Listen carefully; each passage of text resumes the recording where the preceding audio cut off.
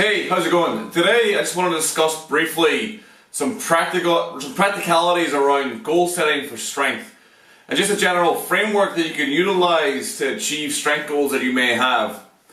So the first thing you need to do before you go and set any goals, or before we start talking about the framework of setting goals for strength training, the first thing you need to do is appreciate where you're at, what kind of shape you're in, what you need to do to proceed to go further on.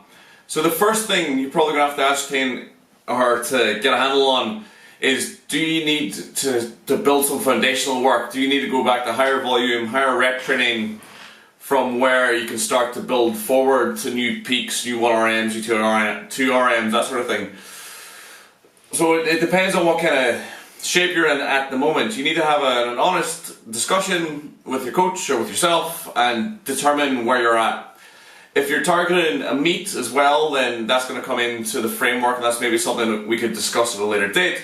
Today I just want to talk around just generalities and kind of sort of the framework you could use. Okay, so we're going to use some numbers to set examples. So let's say you're a powerlifter, because that's easy.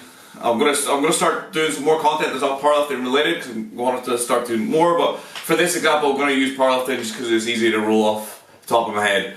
So let's say you're a powerlifter, you have a best squat of 140 kilos, best bench of 90 kilos, a best deadlift of 170 kilos, and let's say you'd really want to hit a 160 squat, you'd really like to hit a 100 kilo bench, and you'd really like to hit a 180 deadlift. But you're maybe a little bit out of shape, maybe you've come off the back end of a competition, or maybe you've just kind of been out in the wilderness a wee bit and you don't really know where you're going to go next. Your training lacks a bit of drive, your training lacks a bit of oomph. You kind of don't really know where you want to go. You know what you want to achieve, but you don't really know how you're going to achieve it or where you're going to go with it next. So if we look at these goals as an example, so we look at that, I can't even remember them now, 160 squat, 100 kilo bench, and that 180 deadlift. So first thing we need to do is we need to break them down into mini goals, or goals that we can achieve.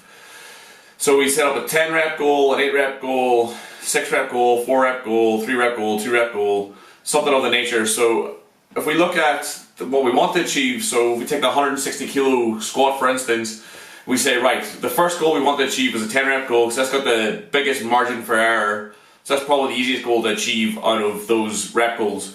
If we were to go straight for the 3 rep goals and 2 rep goals, it's going to be a lot more difficult to achieve, assuming that this is a bit more of an aspirational target or something that we're pushing towards, where we're pushing our envelope and we're getting stronger. We're not hitting 1RMs or 2RMs that we've been in shape for, but we basically just haven't done them in our training, or we just haven't tried to do them yet. So if it's a bit of a stretch, so if your 1 rep max is 140 and we're going for 160, there's a bit of a gap there, there's a bit of a training gap that needs to be made up through training. So we say a 10 rep max, that's 75%. So I'm not going to do the math, but for it's about 120. It's about 120 kilos. So if we say, right, so the first thing I need to do is I need to be able to squat 120 kilos for at least one set of 10, if not multiple sets of 10. The more sets of 10 you can do at the target load, the better chance you're going to give yourself of being able to achieve that. So let's say, right, I'm going to do 3 weeks of 10s, and the goal of the 3 weeks of 10s is to do a minimum of 1 set of 120, hopefully multiple sets of 120, and we just work backwards. So we start off week 1, you know, I can probably do 3 sets of 10 at 105, 110 fairly easily now. That would be around an RPE of like 7 to 8. So I'm going to do 5 sets of 10 at that load to start the block. Nice big volume block, this nice big volume stimulus to start the block. And then week 2 we're going to do 4 sets of 10, and we're going to go for 110 to 115 kilos. And then the last week, week 3, we're going to go for the goal weight of 120, or maybe even more, depending on how we've gone the last 3 weeks. So there's one mini goal, 10 reps, 120 kilos, that our main goal being 160 kilos. We've set up a small ramp up to achieving that first goal. And what do we do next? We deload, or maybe we just go straight in. Maybe we go straight into 5 sets of 8 at So if we look at if we look at the 8 rep target next. 8 rep target is going to be 78%. 78 to 80%. 78% being probably the more accurate one. So we're looking at like 165, or we're looking at 125, 130 kilos for 8. Okay, so we do the exact same thing. We're going to wave down 5 sets of 8, look at around 110 kilos. Then we're going to look at week 2, 4 sets of 8 at like 115 to 125 kilos. And then week 3, we're going to go 3 sets of 8, we're going to try and hit our target load. And this is just a simple ramp that we can continue the whole way up towards whatever the target is. We can split this up any way we want. We can do 6 sets of 6, 6 sets of 3, 6 sets of 2. But it's more about, 1, identifying where you're at, 2, identifying where you need to go, and then it's working backwards. So if I want to be here, depending on how far away that target is based off my strength, and I'm currently here, how far away is that? What work do I need to carry out to continue on that path? So that in instance is a very, very easy way of going around strength goal setting. It's also very effective.